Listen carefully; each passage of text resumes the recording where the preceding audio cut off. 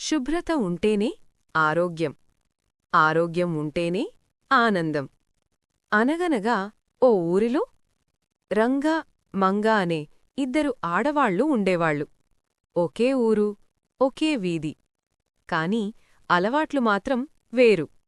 రంగా తడి చెత్తను తడిగా, పొడి చెత్తను పొడిగా వేరువేరుగా వేసి క్లాప్ మిత్రకు ఇస్తుంది. వేరుచేసి ఇచ్చిన చెత్తతో క్లాప్ మిత్ర కూడా ఆనందంగా పనిచేస్తాడు.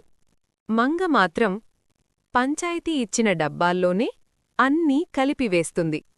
వేరుచేసిన రంగ ఇంట్లో శుభ్రత, ఆనందం.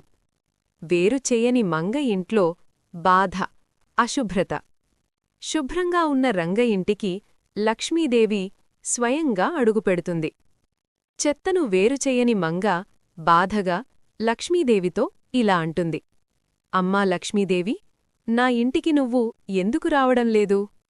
లక్ష్మీదేవి మంగతో, తడిచెత్త, పొడిచెత్త వేరు చేయకపోవడమే అందుకు కారణం. ఆ మాట విన్న వెంటనే ఆ ఆవిడ మారిపోయింది. మరుసటి రోజునుంచే చెత్తను వేరుచేయడం మొదలుపెట్టింది. ఒక్క ఇంటి మార్పు మొత్తం గ్రామానికే మంచి అలవాటుగా మారింది.